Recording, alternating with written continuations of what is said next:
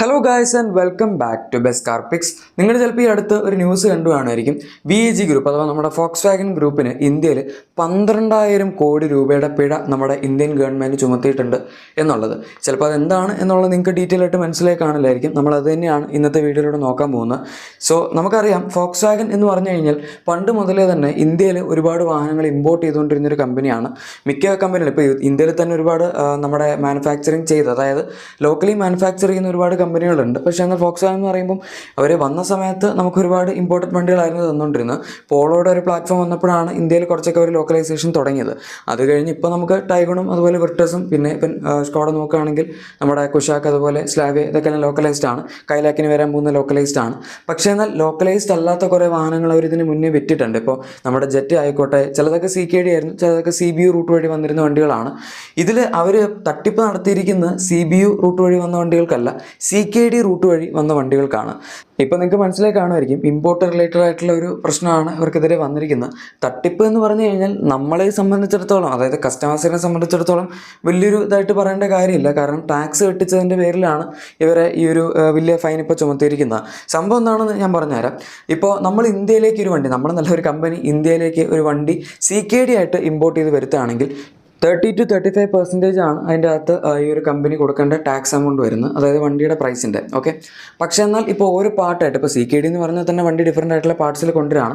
അതിൽ തന്നെ വീണ്ടും ഓരോ ഇൻഡിവിജ്വൽ ആയിട്ടുള്ള പാർട്സ് മാത്രമായിട്ട് ഇമ്പോർട്ട് ചെയ്യുകയാണെങ്കിൽ അതിന് വരുന്ന ഇമ്പോർട്ട് ഡ്യൂട്ടി എന്ന് പറയുന്നത് ജസ്റ്റ് 5 to 10% മാത്രമേ ഉള്ളൂ.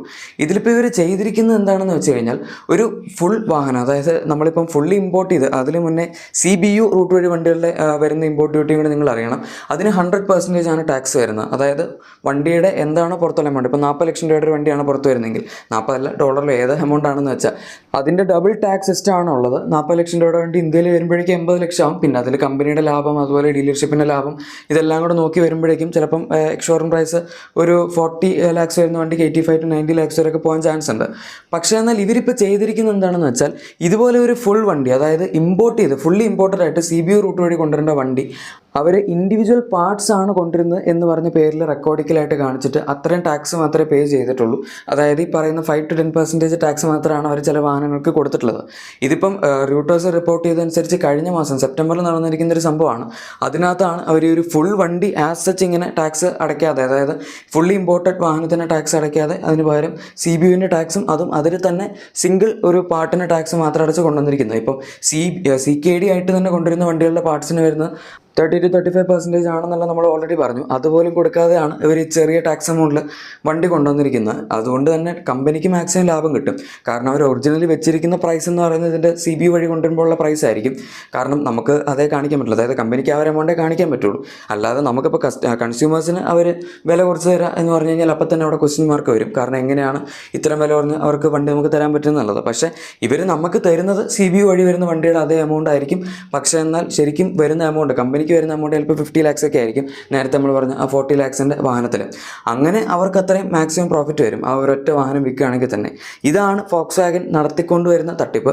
ഇതിപ്പം ഈ ഒരു അടുത്ത കാലത്ത് മാത്രമല്ല, 2012 മുതൽ ഇങ്ങോട്ടേക്കുള്ള ഇമ്പോർട്ടഡ് വാഹനങ്ങൾക്ക് ഈ ഒരു സംഭവം അവർ ചെയ്തു വരുന്നു എന്നുള്ളതാണ് ഇപ്പോൾ നമുക്ക് മനസ്സിലാക്കാൻ സാധിച്ചത്. ഇതിൻ്റെയൊക്കെ പേരിലാണ് ഇപ്പോൾ ഇവർക്ക് 12,000 കോടി രൂപയുടെ ഫൈൻ വന്നിരിക്കുന്നത്.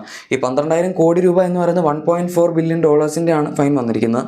ഇതിപ്പോൾ നമ്മൾ ശരിക്കുമുള്ള കണക്കുകൾ പ്രകാരം നോക്കുകയാണെങ്കിൽ 2012 മുതൽ ഈ സമയം വരെ അവർ ഇമ്പോർട്ട് ചെയ്ത വണ്ടികൾക്ക് ടോട്ടൽ ടാക്സ് കൊടുക്കേണ്ടത് $2.35 billion ആണ്. പക്ഷേ കമ്പനി ശരിക്കും ടാക്സ് കൊടുത്തിരിക്കുന്നത് ജസ്റ്റ് $981 million മാത്രമാണ്. അതായത് $1.36 billion ഒരു വ്യത്യാസം നമുക്കവിടെ കാണാൻ പറ്റും. ഇതിപ്പം നമ്മുടെ ഒരു എമൗണ്ടിലേക്ക് കൺവേർട്ട് ചെയ്ത് പറയാനാണെങ്കിൽ ഒറിജിനലി അവർക്ക് കൊടുക്കാനുണ്ടായിരുന്ന ഒരു ടാക്സ് എമൗണ്ട് എന്ന് പറയുന്നത് 21,000 കോടി രൂപയുടെ അടുത്തായിരുന്നു. പക്ഷേ എന്നാൽ അവർ കൊടുത്തത് 8,300 കോടി രൂപയുടെ അടുത്താണ്. അപ്പോൾ നമ്മൾ കാൽക്കുലേറ്റ് ചെയ്യുമ്പോൾ ഏകദേശം അതിൻ്റെ ഒരു ബാലൻസ് വരുന്നത് 12,000 കോടി രൂപയാണ്. അത് തന്നെയാണ് ഇപ്പോൾ ഗവൺമെൻറ് ഇവരോട് വീണ്ടും കൊടുക്കാനായിട്ട് പറയുന്നത്. പക്ഷേ എന്നാൽ ഇത് ചിലപ്പം ഡബിളായിട്ട് വന്നത്, അതായത് ഒരു പിഴ പോലെ ഡബിൾ ടൈംസ് വന്നിട്ട് 24,000 കോടി രൂപയാവും എന്നും ഇപ്പോൾ പറയുന്നുണ്ട്. അതിനെപ്പറ്റിയുള്ള കറക്റ്റ് ഇൻഫർമേഷൻ നമുക്ക് ലഭിച്ചിട്ടില്ല. പക്ഷേ എന്തായാലും ഫോക്സ് വാഗന് നല്ലൊരു പണി തന്നെയാണ് കിട്ടിയിരിക്കുന്നത്. ഇത് കൂടുതലും ഇവരുടെ ഇത്തരത്തിലുള്ള ഇമ്പോർട്ടഡ് വാഹനങ്ങൾ തന്നെയാണ് ഇത് നമുക്ക് കാണാൻ പറ്റുന്നത്, ഇത്തരത്തിലുള്ള തട്ടിപ്പ് അവർ കാണിച്ചിരിക്കുന്നത്. ഇതിലിപ്പോൾ ഫോക്സ് വാഗൻ്റെ റിപ്ലൈ എന്താണെന്ന് വെച്ചാൽ അവർ ഈ ഒരു സംഭവത്തെ പറ്റി കൂടുതൽ അന്വേഷിച്ചുകൊണ്ടിരിക്കുകയാണ്, അതായത് പഠിച്ചുകൊണ്ടിരിക്കുകയാണ്. ചെയ്തിട്ടില്ല എന്നൊന്നും അവർ പറഞ്ഞിട്ടില്ല, പക്ഷെ എന്നാലും ചെയ്തു എന്ന് പറഞ്ഞിട്ടില്ല. ഞങ്ങൾ കൂടുതൽ ഇവാലുവേറ്റ് ചെയ്തുകൊണ്ടിരിക്കുകയാണ്, ഇന്ത്യൻ മാർക്കറ്റിൽ ഞങ്ങൾ കമ്മിറ്റഡ് ആണ്, നമ്മൾ അങ്ങനെയൊന്നും ചെയ്യേണ്ട ആവശ്യമില്ല എന്നൊക്കെ ഇവർ ചെറുതായിട്ട് ഇങ്ങനെ പറയുന്നുണ്ട്. പക്ഷേ ചെയ്തിട്ടില്ല എന്ന് അവർ പറഞ്ഞിട്ടില്ല, അതാണ് സംഭവം. ഏതായാലും ഇവരിപ്പോൾ ഇത് ചെയ്തിരിക്കുന്ന ഇമ്പോർട്ടൻറ്റ് വാഹനങ്ങൾ എന്ന് പറയുമ്പോൾ ഇപ്പോൾ നമ്മൾ നോക്കുകയാണെങ്കിൽ ഫോക്സ് വാഗൻ ആണെങ്കിൽ ടിഗ്വാൻ ഉണ്ട്, അതുപോലെ തന്നെ നമ്മുടെ സ്കോഡ എടുക്കുകയാണെങ്കിൽ കോഡിയാക്ക്, അതുപോലെ സൂപ്പർബൊക്കെ വരുന്നുണ്ട്. നേരത്തെ ഒക്ടാവിയ ഉണ്ടായിരുന്നു, ഇപ്പോൾ ഒക്ടാവിയ ഇല്ല. ഈവൻ ഔഡിയുടെ ആണെങ്കിൽ പോലും A4 Q5 തുടങ്ങിയ വാഹനങ്ങളൊക്കെ ഈ ഒരു സംഭവത്തിൽ പെട്ടതായിട്ട് പറയുന്നുണ്ട്. എന്തായാലും ഇതൊക്കെയാണ് ഫോക്സ് വാഗൻ്റെ ഇപ്പോഴത്തെ അവസ്ഥ. ആക്ച്വലി ഫോക്സ് വാഗൻ കംപ്ലീറ്റ് ആയിട്ട് ഇപ്പോൾ പെട്ടിരിക്കുകയാണ്. ഈവൻ അവരുടെ ഹോം ടൗണിൽ വരെ അവരുടെ മാനുഫാക്ചറിങ് പ്ലാന്റിൽ വർക്കേഴ്സിന്, അതായത് ലേബറേഴ്സിന് കുറച്ച് പ്രശ്നങ്ങളുണ്ട്. അത് സോൾവ് ചെയ്യുന്നതിലാണ് ഫോക്സ് വാഗൻ ഇപ്പോൾ ഉള്ളത്. ആ ഒരു ഗ്യാപ്പിൽ ചൈനീസ് മാനുഫാക്ചറേഴ്സ് നന്നായിട്ട് കയറി അവരുടെ ഹോം മാർക്കറ്റിലിട്ട് പണിയുന്നുണ്ട്, അതായത് കൂടുതൽ വണ്ടികൾ വിൽക്കുന്നുണ്ട്. ഫോക്സ് വാഗന് അവരുടെ പ്രൊഡക്ഷൻ പ്ലാനിൽ തന്നെ പ്രശ്നമായതുകൊണ്ട് അത്രയും വണ്ടികൾ ഇപ്പോൾ പ്രൊഡ്യൂസ് ചെയ്യാനും പറ്റുന്നില്ല. അതുപോലെ തന്നെ ചൈനീസ് മാർക്കറ്റിൽ ഫോക്സ് വാഗൻ്റെ സെയിൽ താഴ്ന്നു വന്നുകൊണ്ടിരിക്കുകയാണ്. അതിൻ്റെ ഇടയ്ക്ക് അവർ അപ്പം ചൈനയിലുള്ള കുറച്ച് വാഹനങ്ങളുടെ സ്റ്റേക്ക് ഇപ്പം സെല് ചെയ്യുന്നു എന്നൊക്കെ പറയുന്നുണ്ട്. അങ്ങനെ മൊത്തത്തിൽ ഒരു വളരെ മോശം അവസ്ഥയിലാണ് ഫോക്സ് വാഗൻ ഇപ്പോൾ നിൽക്കുന്നതെന്ന് പറയാം. അതിൻ്റെ ഇടയ്ക്കാണ് ഇന്ത്യയിലുള്ള ഈ ഒരു പ്രശ്നം കൂടെ വന്നിരിക്കുന്നത്. ഇതിൻ്റെ 24,000 കോടി രൂപയും കൂടെ അവർ കൊടുക്കേണ്ടി വരികയാണെങ്കിൽ അവർ പണ്ട് ഈ ഒരു 2.0 പ്രൊജക്റ്റിൽ ഇൻവെസ്റ്റ് ചെയ്തതിന് ഡബിൾ എമൗണ്ട് ആണ് കൊടുക്കേണ്ടി വരുന്നത്. ഏതായാലും ഇതിലുള്ള ഫോക്സ് വാഗൻ്റെ റിപ്ലൈ നമുക്ക് നോക്കാം. പക്ഷേ അതിൻ്റെ ഇടയിൽ കൂടെ വേറൊരു സംഭവം കൂടെ വന്നിട്ടുണ്ട്. നമുക്ക് ഇന്ത്യയിൽ കഫേ എമിഷൻ നോംസ് അവൈലബിൾ ആണ്, അതായത് കഫേ 2 ഇപ്പോൾ നിൽക്കുന്നത്, CAFE കഫേ എന്ന് പറയുന്നു എന്ന് മാത്രം. ഇതിൻ്റെ ഒരു മെയിൻ അജണ്ട എന്താണെന്ന് വെച്ചാൽ ഇന്ത്യയിൽ വണ്ടികൾ എമിറ്റ് ചെയ്യുന്ന കാർബൺ ഡൈ ഓക്സൈഡിൻ്റെ കണ്ടൻറ്റ് കുറയ്ക്കുക എന്നുള്ളതാണ്. അത് കഫേ സ്റ്റേജ് 1 ആദ്യം 2017-18 ആ ഒരു സമയത്തൊക്കെയാണ് നിലവിൽ വന്നത്. അതുപോലെ തന്നെ നമ്മുടെ ഇപ്പോൾ ഉള്ള സ്റ്റേജ് 2 എന്ന് പറയുന്നത് അധികം കാലമായിട്ടില്ല, 2022-23 അത് ആപ്ലിക്കബിളായി തുടങ്ങിയത്. ഇതിലിപ്പോൾ പ്രശ്നം വന്നിരിക്കുന്നത് എന്താണെന്ന് വെച്ചാൽ ഈ കഫേ എമിഷൻ നോംസ് വയലേറ്റ് ചെയ്തു എന്ന് പറഞ്ഞ് ചില കമ്പനികൾക്കെതിരെ ഇപ്പോൾ ഗവൺമെൻറ് വീണ്ടും ഫൈൻ കൊടുത്തിട്ടുണ്ട്.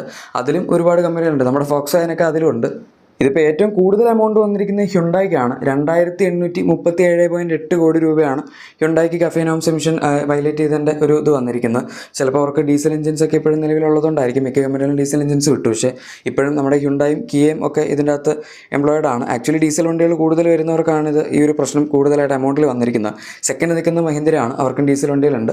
1,788.4 കോടി രൂപയാണ് മഹീന്ദ്രയ്ക്ക് കഫേ എമിഷൻ നോംസ് വയലേറ്റ് ചെയ്തതിൻ്റെ ഫൈനായിട്ട് വന്നിരിക്കുന്നത്. പിന്നെ നമ്മൾ ഓൾറെഡി ഹ്യുണ്ടായുടെ കേസ് പറഞ്ഞു, കിയയ്ക്കും ഡീസൽ എഞ്ചിൻസ് ഉണ്ട്, അപ്പോൾ പിന്നെ ഡെഫിനറ്റ്ലി കിയ ലിസ്റ്റിലുണ്ട്.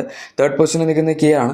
1,346.2 കോടി രൂപയാണ് കിയയ്ക്ക് വന്നിരിക്കുന്ന ഫൈൻ. ഇനി അടുത്ത കമ്പനി പ്രത്യേകിച്ച് ഡീസൽ വണ്ടികളൊന്നും ഇപ്പോൾ ഇല്ലാത്ത നമ്മുടെ ഹോണ്ടയാണ്. ഇവർക്ക് എങ്ങനെ 457 കോടി രൂപ ഫൈൻ വന്നു എന്ന് എനിക്കറിയില്ല. പെട്രോളും ഹൈബ്രിഡും ആണ് ഇപ്പോൾ അവരുടെ നിലവിലുള്ള ലിസ്റ്റ്. ചിലപ്പോൾ പണ്ടത്തെ ഡീസൽ വണ്ടികൾ കാരണമായിരിക്കാം. ഇവർക്ക് മൊത്തത്തിൽ ഇപ്പം വളരെ കഷ്ടമായിട്ടുള്ള അവസ്ഥയാണ്, വണ്ടികളും വിറ്റ് പോകുന്നില്ല, ഇങ്ങനെ ഇടയ്ക്ക് കുറേ ഫൈനും വരുന്നു.